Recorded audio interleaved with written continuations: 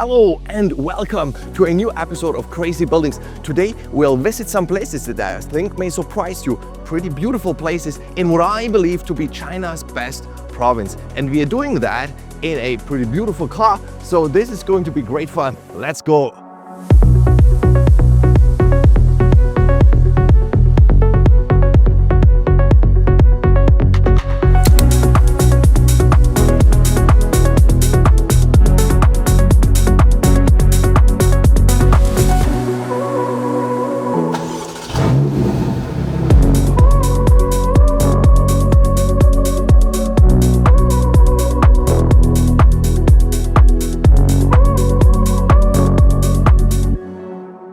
There are many amazing buildings and sites in China, including spectacular skylines, beautiful and some of the world's largest exhibition centers and shopping malls. There are also some of the world's largest factories, like the Tesla Gigafactory with the world's greatest output, the factories where Apple's iPhones are made. We have the Great Wall in China, but to me, beauty does not necessarily have to do with extremes. It's often the small things that bring the greatest joy in life.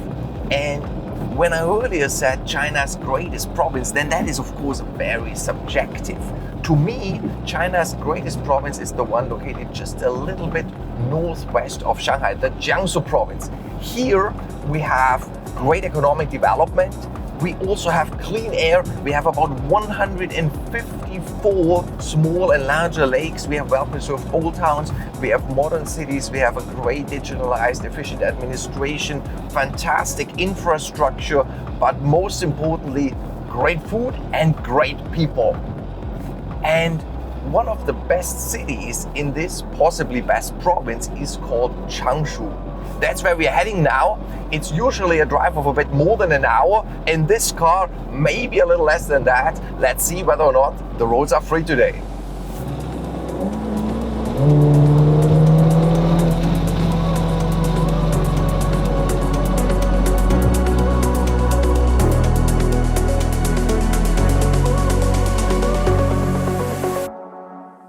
Here we are in front of the Kuncheng Lake, one of the earlier mentioned more than 150 lakes. And what I do like about it is the fact that here in the middle of a big and bustling city of more than 1.8 million people, you do have a lake like this where you can take a walk around, you can take a boat, you can even do some fishing and experience a little bit of nature. And also here we have the so-called United World College, the only of its kind in China, with students from over 50 different countries. So a very interesting place to be.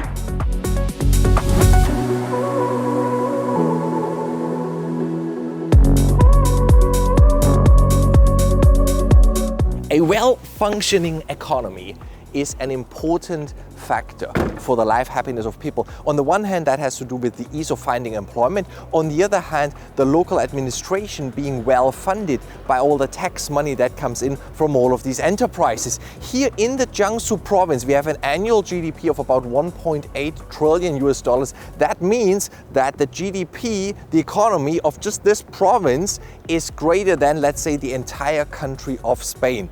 And companies that want to access here the local talent, the relatively cheap labor, the great access to raw materials, fantastic infrastructure, a huge market, can rent or buy existing facilities, and in this way they become operational very quickly. Just recently, one of our European clients rented an entire building in order to be closer to its customers in China and do some heat treatment and other services for them. And it shows that even nowadays there are still companies from the Americas and Europe entering the market, just with a little bit more prudence and caution than in earlier years.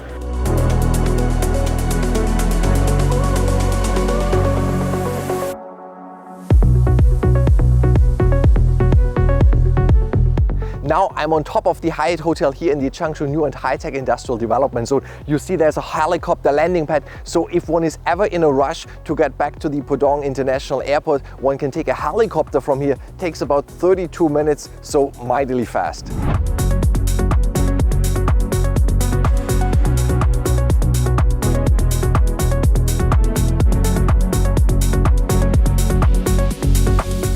Industries that even now, during a time of somewhat global economic slowdown, keep entering China in order to set up new sites for manufacturing, trading, assembly and so on, are often life science related. New materials, environmental protection technology, but also the automotive industry is still going strong here in Changshu. And the Changshu New and High-Tech Industrial Development Zone is actively seeking out companies in all of these sectors in order to welcome them and offer a whole array of supportive policies. And we have about 17,000 companies here, out of which about 3,500 are Western companies, and those are mostly manufacturing companies, and indeed it seems to be a pretty perfect environment for that.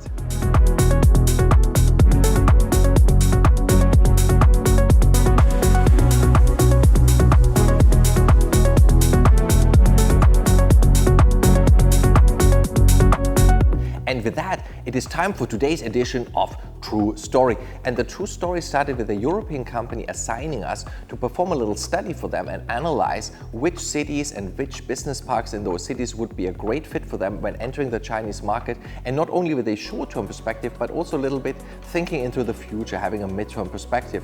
And we did what we usually do, and we looked at their supplier base, their customer base, we looked into availability and price of real estate, access to talent, affordability of labor, supply of electricity, and so on, risk of natural disasters, availability of local investment promotions. And we made a little study for them and presented it to them, and they said, look, this is great, but we notice everything is a little bit around the east coast, around Shanghai and Beijing. It's the provinces of Jiangsu, Zhejiang, Anhui, Shandong. Why not, when we visit you in China, but we also go a little bit further, we go to Wuhan, we go to Chongqing, we go to Chengdu. We said, sure, fine. When they arrived, on day 2, they started to be a little bit exhausted, maybe because of the jet lag, maybe because of the nightly banquets. So they said, look, we realized we probably don't need to visit each and every location that you prepared. And we said, yeah, but look, so far we have only been visiting one out of the provinces, namely the Jiangsu province, and you wanted to even go further west. Shall we actually book flight tickets over the next few days to go to Chengdu also? And they said, no. Look, what happened is when we in Germany looked at the map, then we just didn't want to be directly in Shanghai. We did want to look a little bit around, but we weren't fully aware of the scale of the map and the scale of the country. And they were quite right. In their industry, it's a lot about access to talent. And when going further than, let's say, the city of Suzhou, which Changshu belongs to, then the additional cost saving becomes very marginal. So they set up a site here in the Jiangsu province, and it worked very well for them. They got the operational license immediately, and they got their first locally made product certified now after just about 1 year, so quicker than expected. And now, of course, they need to find enough clients, customers for their product, which I guess is any company's challenge and task at any time, in any market, in any country. So good luck to them and good luck to you. And please do subscribe to the channel so that you will not miss the next episode of Crazy Buildings, where we will be talking about one of the largest construction projects that ever took place in the history of humankind. See you next time.